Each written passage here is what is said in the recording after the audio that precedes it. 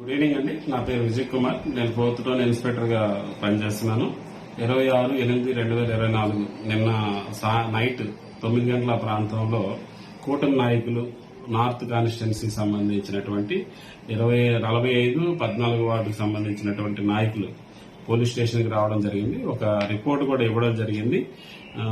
Akkayyapalem signal point వద్ద GVMC green belt లో election కు బిఫోర్ వైసీపీ నాయకులు ఒక వైసీపీ జెండా స్తంభాన్ని ఆవిష్కరించినట్లు ఫిర్యాదులో పేర్కొన్నారు.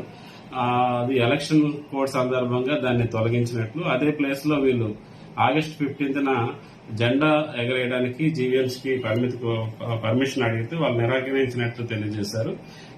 ఆదివారం, శనివారం ఈ 2 రోజుల సెలవు దినాల్లో ఈ వైసీపీ నాయకులు స్వర్గీయ రాజశేఖర రెడ్డి గారి విగ్రహాన్ని ఆ ప్లేస్ లో వితౌట్ ఎవరు పర్మిషన్ లేకుండా నిర్మాణం చేసినట్లు, అది కూటమి నాయకులు వాళ్ళ అభిమానస్తులు ప్రజల్లోన ఒక అంటే వాళ్ళ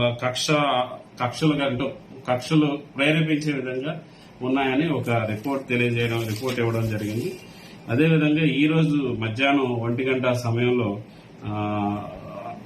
నార్త్ కాన్స్టిట్యున్సీ సంబంధించిన వైసీపీ లీడర్లు 14 అండ్ 45 వార్డుకు సంబంధించిన వ్యక్తులు ఇంకా ఇతర నాయకులు కూడా పోలీస్ స్టేషన్ కు వచ్చి ఒక ఫిర్యాదు చేయడం జరిగింది.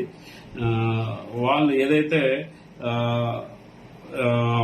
వైఎస్ఆర్ విగ్రహాన్ని అక్కయ్యపాలెం గ్రీన్ బెల్ట్ ఏరియాలో ప్రతిష్ఠించుకున్నారో దాన్ని టీడీపీ నాయకులు అండ్ కూటమి నాయకులు ధ్వంసం చేసినట్లు, విగ్రహానికి ధ్వంసం చేసినట్లు రిపోర్ట్ చేశారు.